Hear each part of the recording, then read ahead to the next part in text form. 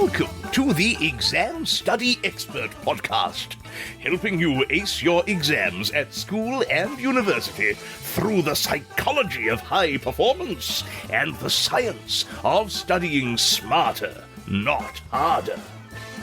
It's my pleasure to introduce your host, the Cambridge-trained memory psychologist and exam success coach, William Wadsworth.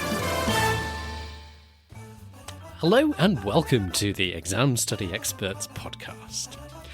Flashcards are pretty awesome, we think, around here. It's not the only way to learn effectively, but it's certainly one of our favourites, and it works brilliantly for a lot of the students and clients we work with. But should you be doing your flashcards old school, on paper, or is it better to use one of these newfangled digital flashcard tools like Quizlet, Anki, Brainscape, OneNote, and the like, hereafter known as quiz apps? The short answer is that either route, doing it on paper or using a quiz app, can give you fabulous results. The longer answer is that different approaches will work better for different people depending on your circumstances. So what's the best choice for you? Let's dive into the pros and cons today. So firstly, reasons to go digital. Most obvious perhaps, they're portable. So it's really easy to carry all your flashcards, potentially thousands if you've got them, everywhere in your pocket via your phone. You can only carry a limited stack of paper cards, maybe a few hundred if you've got big pockets, but you can carry all your digital cards with you, no matter how many you have. The ready-made card shortcut. So for most courses you'll come across, someone has already made a set of flashcards on a lot of the popular quiz apps. Now, all other things being equal, I generally say it's better to make your own flashcards. This is the so-called generative effect. But that basically means that if you make your own study materials, there's a slight benefit. But if you're short on time, it is way better to pick up somebody else's cards and test yourself with them than it is to just spend all your time making your own cards and run out of time for the testing. If it's a choice between making your own cards but not having time to test them, or using ready-made cards and have plenty of time for testing, I would go for the latter. Use ready-made cards and focus on the testing every time. Just be sure to check the quality. Anyone can upload their cards and they're not always good.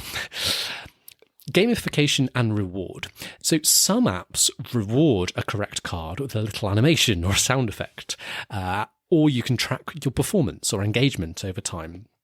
These features are all designed to make the learning process more engaging, dare I even say more fun, and so it's more pleasant to work on and you're more likely to stick with it. You can sit back and let the algorithm take the strain. So any decent quiz app comes preloaded with spaced learning algorithms, which is a fancy way of saying they will give you more practice on the cards you keep getting wrong, less practice on the cards you get right. They're trying to sort of optimally space out your practice over time, so you keep getting practice with longer and longer time intervals as you start to master each card. Now, I would say that these algorithms are not magic formulas. No matter what you might read on the kind of sales material for the various quiz apps, particularly the paid ones, will try and convince you that they've got the perfect learning algorithm and it's sort of magic. That doesn't really exist. There's no perfect one-size-fits-all recipe when it comes to spacing out your practice. And in fact, I think there's a problem here. So in particular, these setups, these learning algorithms, are based on when sort of the app thinks it's the optimum time to show you a given card again. That's fine when you've got low numbers of cards and you can handle, as much practice as the app thinks you need to do each day. But when you start to get to the really high numbers of cards, when you've got hundreds, maybe even thousands of cards in your Anki bank, and you might log in on one day, particularly, maybe you've gone away for a few days, you've been to a friend's wedding or something, and you log in and it says you've got 858 cards that you're supposed to practice that day. Well, that's not going to happen. That's not realistic. And a lot of people get put off at that point and, stop using the app, or certainly stop using its recommendations to the learning algorithm. So there's a bit of a problem there. And it basically means that you need to take the algorithm with a little bit of a pinch of salt. One of the Other benefits, though, is that you can do fancy formats. So some apps let you do fun stuff like uploading a picture or a diagram, having you practicing labeling the different parts or fill in the blank style questions. The watch out here is that you don't spend so long making your cards that you run out of time to test yourself on them, because it's the testing that matters. Cards are easy to edit. As with anything in the digital world, it's a breeze to make edits and changes later if you need to. And finally, the advantage of not liking your handwriting. Perhaps one of the more common reasons I hear for going digital. It's pretty hard to argue with. So, lots of things to think about when it comes to going digital. Lots of advantages, but potentially some drawbacks too. If you'd like more detail from us on how to get the most out of specific learning apps, do check out what we've got available for you inside our new signature course, Total Memory Mastery, which is exclusively available within the Study Smarter network. So most of the courses we sell are available standalone or inside the Study Smarter network. For Total Memory Mastery, it's just for Study Smarter network members. So if you're interested in checking that out, it's Study Smarter. It's not Study Smarter at all. It's examstudyexpert.com/network. That's examstudyexpert.com/network. And I've just uploaded, literally just now actually, a tutorial that my colleague, Dr. Alex Hibble, recorded specifically for Anki. So if you're a user of Anki, check that out. It's about 40 minutes long, so it's pretty in-depth, and it goes through a lot of our kind of recommendations for how you get the most out of that tool, how you overcome some of the drawbacks I was talking about, what we'd recommend instead, as well as some of the other tips and tricks to watch out for, and how a few things to toggle in the settings and things like that for best results.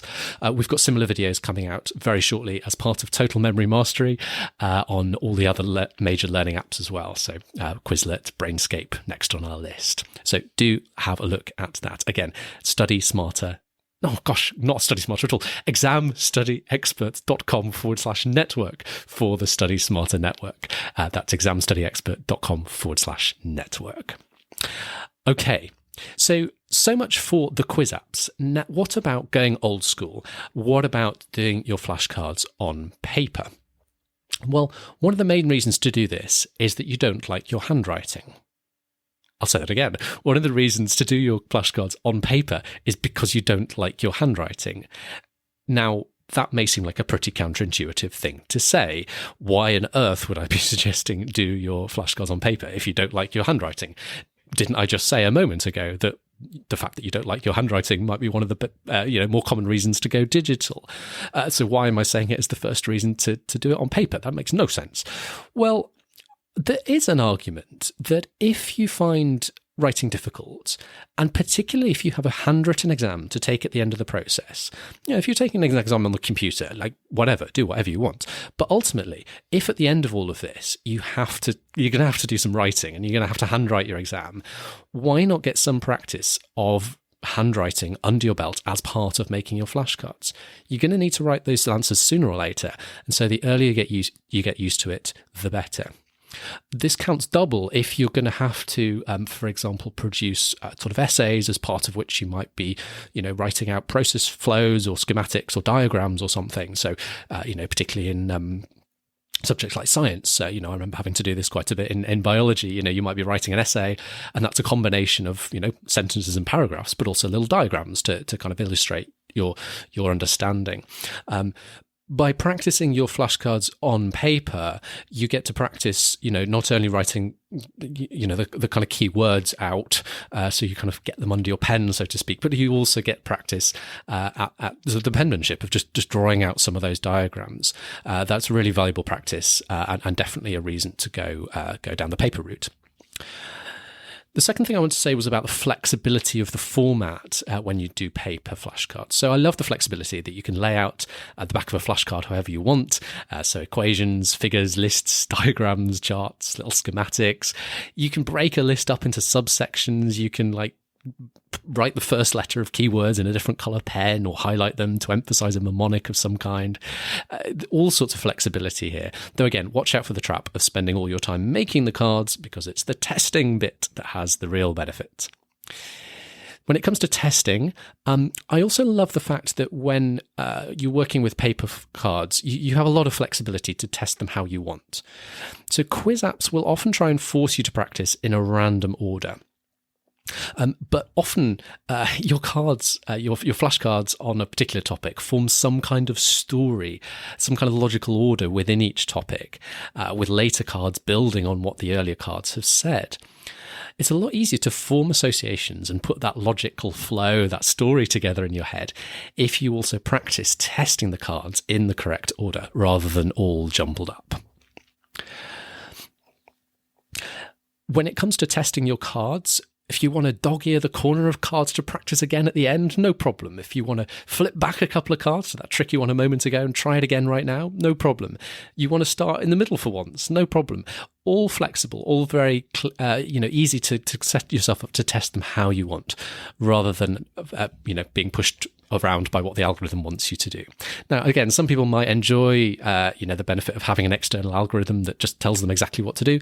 Other people may find that a little bit frustrating and may prefer the flexibility of being able to test the cards how they want to do them. And then finally, in praise of paper flashcards, there's that, what I'm going to call that real world feel.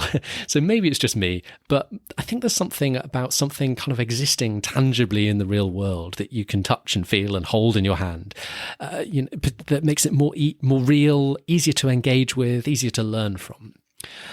If I ever have complex material to read, a complex academic paper, for example, I always print it out. I can't engage with complexity, particularly over multiple pages, easily on screen. From my experience, not everybody feels this way. Some of my sort of younger clients and readers and listeners are more than happy doing anything they want on screen. For sort of my generation, and I'm in my early 30s, and people older, I think that real world feel is something that speaks to a lot of us. Plus, a little side note, as Chris Bailey points out in our recent episode on calm and productivity, that was episode 91. The benefit of sort of staying in the analog world, as he puts it, so doing your flashcards on paper rather than on a screen, is a really good way to help you avoid all those pesky notifications and distractions and help keep your mind on the task in hand. So if you're susceptible to getting distracted when you're in the digital world on your phone or on the laptop, that could be a strong argument to make your flashcards on paper instead. So, what is popular with the students we work with? Well, of all sorts of the different sort of clients we support with exam prep, perhaps the ones that we come across, most often that have what I consider to be the biggest memory challenges are the advanced medics. So these aren't medical students at university. They're medical professionals way beyond university training. So they're doctors, surgeons, consultants, vets, taking fiendishly tough specialism exams or board certification papers, so they can reach particularly advanced levels of their career to go on and be a consultant or whatever it is in their chosen specialist field. It's definitely not always the case, but more often than not, for those clients, some form of flashcards turns out to be the right fit, because these exams, they just the immense amount of knowledge and detail they're expected to know is just insane. It's off the charts. Even for undergraduate medics, you would balk when you see the amount of learning that goes into these exams. It's nuts. I'd say there's about a 50-50 split within these sorts of students that we work with on how they end up doing their flashcards in the end. So I think roughly 50% end up going paper, 50% end up going digital. And yes, with the volume of information that they're trying to learn, this typically means thousands of flashcards. I was talking to someone just a couple of days ago. They had 8,000 flashcards in their Anki deck. So what's going to be right for you? Well, ultimately, if you want to use flashcards in your studies, the choice is yours. I've laid out some of the benefits for flashcards on paper. I've laid out some of the benefits for doing your flashcards digitally through a quiz app. No one size fits all. Hopefully, the pros and cons I've been talking about today have been helpful in making up your own mind about which is the right approach for you. But as always, if you'd like a little extra support in finding the right approach when it comes to your own studying, be that how you go about doing your flashcards or any other aspects of your study technique, it would be my pleasure to support you personally in saving time, learning faster, and scoring higher. There are now two ways to seek out our support. Either the traditional method, which has been available for some time now, of working one-on-one in live Zoom coaching sessions.